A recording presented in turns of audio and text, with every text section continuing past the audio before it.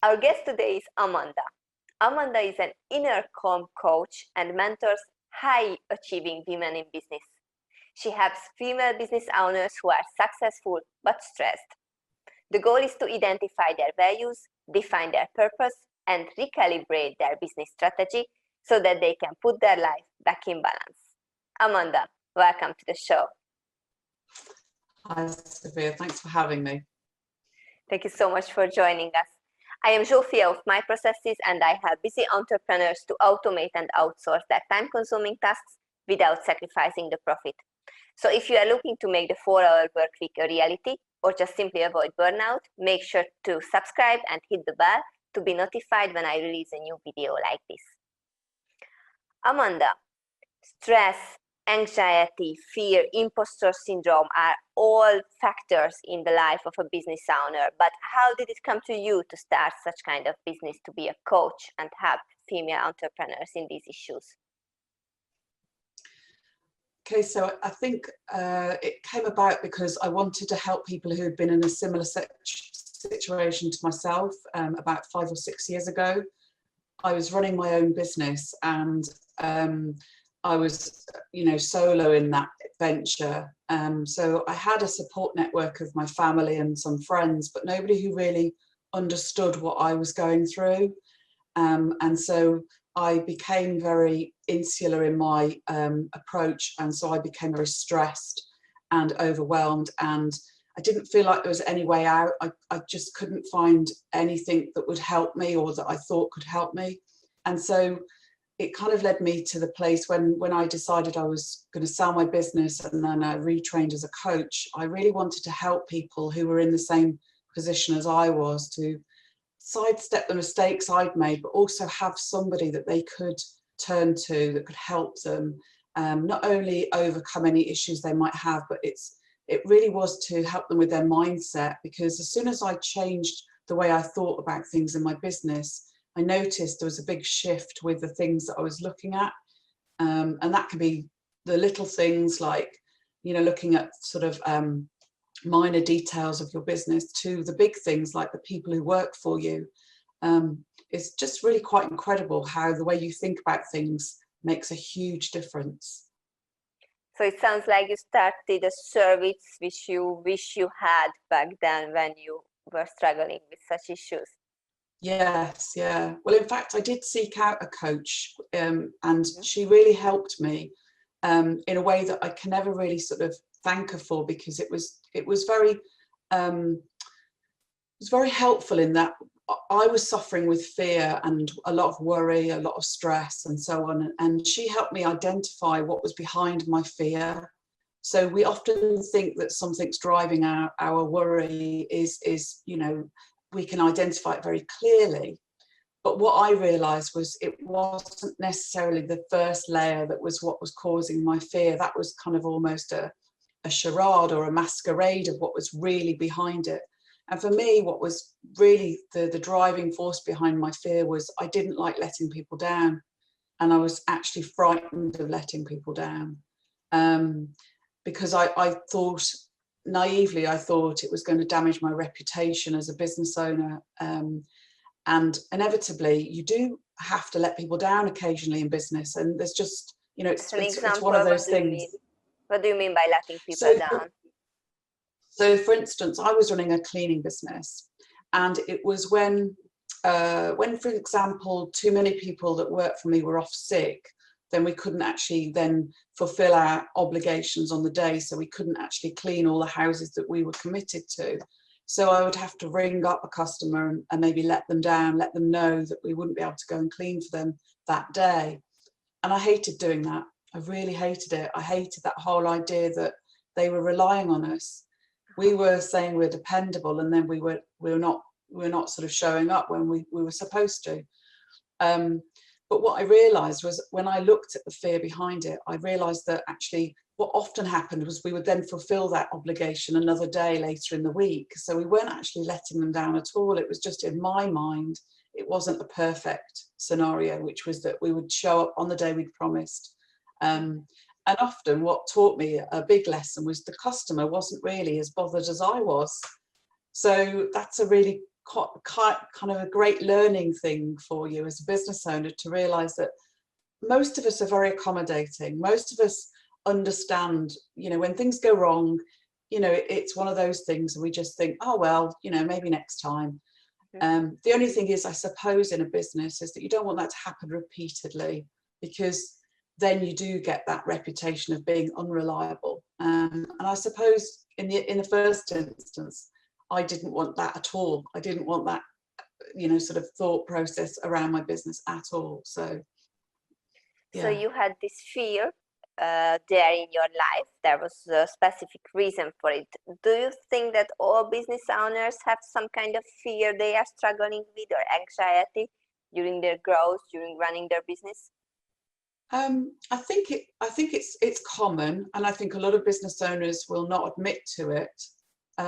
We keep a lot of our own emotions in check, so things like stress and worry and anxiety are very much masked, I think, particularly female business owners.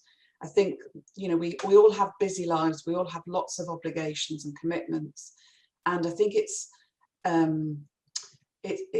one of those things where we just want to be seen to be coping, and when we're not coping, it's then, where do we go, who do we talk to? And it's, with coaching, you have that confidential, safe space where you can talk to somebody and offload and then work your way out of it. Because that's the beauty of coaching. It helps you find your solution. It's not about, brainstorming and getting answers. It's about you realizing you've got everything you need within you. Every single answer that you need to every single problem you'll face, you can find within you. But sometimes you just need a helping hand. I checked out your free resource on your website, which is a free ebook. I will definitely leave the link for you guys to download it and do it. It's a very, very easy to read material, so you don't have to worry about spending too much time on it, which I truly appreciate, but the value is gold in it. So all those steps, all those advices Amanda is sharing is really important, I think, and can be really a help, even if you are struggling with fear or anxiety or just being stressed during your work. And I guess that's why you are here, because having a business is not easy, and good to have the support. So make sure to download this free resource from Amanda and seek out for help if you need it. Amanda, I mentioned in the intro, and you write it down, all your introductions, that you are helping successful female entrepreneurs with their stress level. But what's your personal definition on success? Success for me is the true definition of wealth. And for me, to be wealthy, there's so many facets to that. And I would say wealthy and successful to me mean predominantly the top of the tree, if you like, is happy, because happiness is the ultimate goal for all of us. If you break down everything you want in life, it's because you think it's going to make you feel better. It's going to make you happy. And I think that's why people get driven by things like money and cars and holidays, because they think those things are going to make them happy. So for me, real true success is the foundation is happiness. I think social sort of success is where you've got a good wealth of friends, lots of sort of people that know and love you, a happy family. And I think you've got a lot of time. I think time is very undervalued, and I think that's what I see a lot with my clients, is that they're time poor, so they haven't got enough time for what they want to do. So actually, true success is when you build freedom into your business so that you can do what you want to do as well as doing the business. And I think that is the beauty of entrepreneurship, is that you've got that. But I think there's more to it than just money. I mean, yes, money's a big, huge draw for most of us, but I think success with money is one thing. I don't think I think you can have money and not be successful, I think is what I'm trying to say, because success is much broader. Yes. And much more about happiness. I love how simple it is to say that success is related to happiness. It's just really the core of what we are seeking Yeah. for all the time. And definitely fear and anxiety, stress cannot live together with happiness. So happiness should be somewhere above or beyond these kind of Yes. feelings, which you have to defeat to reach it and be successful. You help a lot of people to find this stage, to find their own success, their own happiness. But how do you stay effective on your day-to-day activities on a normal working days? Do you mean to maintain my own balance? Yes, definitely. Yeah. And also, how do you organize your business? How do you organize the Oh, life? I see what you mean. So I have a very active morning routine, and I'm a big advocate of doing things in the morning to nurture your self-care. So I walk my dog for an hour in the morning, generally come home, and then I'll do some exercise as well. I do affirmations in the morning, I do meditation, and I journal at night with my gratitude. So those are my core non-negotiables, if you like. Those are the things that I do every day to try and keep myself in check and maintain that balance. My days are very different, actually. Some days I'm coaching predominantly, and other days I'm creating content. I'm on social media quite a bit, and doing things like this with podcasts. This week I've got, I think, 4 podcasts and 2 lives and a talk. So I'm doing more speaking gigs as well, which is I really enjoy. And it's a very easy way to get your message out there, much more powerful, I think. So morning routine and also the evening journaling is something that keeps you on track. And Yes. what about to be on track with your to-do list? Do you outsource or automate anything that helps you saving time? I don't at the moment. My business is really in its infancy, so but it's a dream. I'd like to outsource quite a lot of things because they do take up an enormous amount of time. So for me, for my coaching business, I'd like to look to have a social media manager at some point, and a content creator or a copywriter. Mm-hmm. In my previous business, I outsourced an enormous amount of duties because I just couldn't have run that on my own. I had 20 employees and quite a big sort of turnover to manage. So we outsourced our telephones. So we had a telephone service. So somebody else answered the phones for us and did our booking system, managed our diary, that sort of thing. I outsourced the provision of our cars. We had cars in the business, and so we had a fleet manager for that. We outsourced payroll, so the person who managed our payroll, that was done by somebody else. There were quite a few things, if I look back and reflect, that I was reliant on a lot of other people to help. And they say that, don't they, that success, you never get success on your own. People who are successful, they've always had help, always. Yeah. Getting help is also somehow a way to achieve happiness, because then it comes with cooperation, comes with dealing with people in a way that frees you up to concentrate on what you are best in. And that's what I always promote with outsourcing, that if you created already a business, then you shouldn't be an employee of your business. You should let things go to be able to achieve great things, what you are meant to achieve in your business, thus achieve the success and happiness you are dreaming of. That's a great point, actually, because I think with particularly with a coaching business, you can try and be jack of all trades, as they say, but actually you're never an expert in any of those fields, and so you're always going to be sort of playing against the odds. Whereas if you outsource to an expert, they know exactly what they need to do, and they've been doing it for years probably. So it's one of those things where, with payroll, for instance, in my previous, there's just no way I would have tried to master that. That had to go to an expert straight away, and I was so relieved that I didn't have to worry about that. So it's very important, and I think as soon as you are able in your business to outsource, I definitely advocate it, because it's a very worthwhile investment. When you started your business, and now I'm thinking about your current business, but you might mention the previous one, what were your initial difficulties that you had to overcome? So with the coaching business, I think it's been a bit of a journey, because I suppose I anticipated getting clients was going to be a little bit easier, and I didn't actually anticipate having to master social media in the way that I've had to. And so that's been a real roller coaster, because I've had to learn about the platforms and how they operate, but also what works and what doesn't work. And with marketing and testing, it takes a long time. It's not an overnight thing that you can just put out a post and expect loads of people to come to you and go, I want to work with you, that would be wonderful. So you have to do all sorts of different strategies, and it really does mean that you have to be very visible. And I didn't anticipate that at all.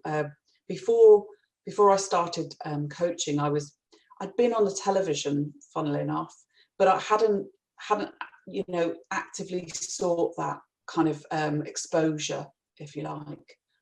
So getting visible is not something that I'd really sort of thought I'd have to do. But once you overcome all of the misgivings and your self-awareness, that all the things that you are very conscious of, it becomes actually good fun. I know that sounds bizarre, but I've really enjoyed it. And the thing is, with the type of things that I talk about, I really do hope it helps people. And I've had some feedback this morning actually from somebody who said that I'd inspired her about one of the talks they'd done, and I think that's just wonderful. That really made my morning, because I just thought that's so nice to know that I've helped someone. Yeah. It's certainly great helping someone. Is there anything exciting you are working right now in your business? Anything you want the audience to know about?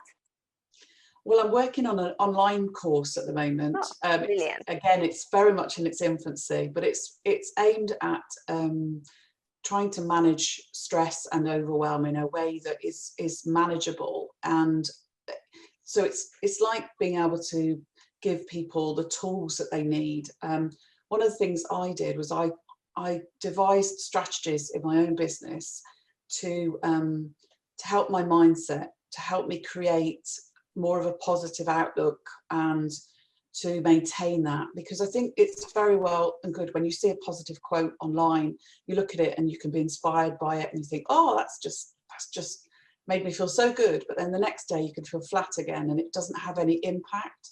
So what I want to do with the online course is give somebody strategies that they can implement, but that will maintain and help them sustain that well-being that they feel. And so the coaching program, it's going to be called the Serenity Success School. So I'm going to hopefully launch it, and the whole idea is that you can be calm, and that's why I call myself an inner calm coach, because I think calm is a really lovely way to be, and I think we're all searching for it in some way, shape or form. It's that sort of peace of mind. It's very elusive sometimes, particularly when you're stressed. So that's what I'm hoping that I'll be able to help people with on a much easier to manage basis. So an online course, guys, make sure to follow Amanda, and I will leave the links in the show notes for your Instagram, Facebook, your website. So I'm sure that everyone can be aware when you launch this course. I think finding this inner calm you are talking about is so crucial to have the well-being in our life and in our business. So thank you so much for sharing with us these points. And I just have one question left, which I always ask from my guests. So hopefully a lot of people listening to us who are planning to launch their business or are in the beginning phase of launching their own business, what is your number one tip for them? I think before you start, I think you need to make sure that your mindset is as strong as it can be in terms of what you want to achieve. I mean, I could go on and say, have a dream, but then have a plan. But the first one is mindset. Make sure that you believe that you can achieve it, because I do. I believe everybody is capable of what they think they can do, but it's just got to be in you. And I think we all have the potential that's unrealized. And I think if you do believe that you can do something, then it makes it so much easier. You know, and I think it's always attributed to Walt Disney, but there's a quote which is, you know, if you can dream it, you can achieve it. And so I think that that's, you know, the message I'm trying to convey, I guess, is that make sure that your belief is solid, your mindset is fixed. Don't entertain any idea of failure. Just do it. Just go for it, because it's, you know, if it's your ambition, then yeah, nothing should stop you. Thank you for this great tip, and thank you so much for sharing with us this inner calm and balance in life mindset, which is super important for everyone who has a business. So guys, if you feel stressed, make sure to reach out to Amanda and look into the links below, and especially I recommend the free ebook she's sharing on her website. The links are below. Thank you so much, Amanda, for joining us. Thank you, Zsofia. It's been an absolute pleasure. And don't forget, stop firefighting, be the creator of your company.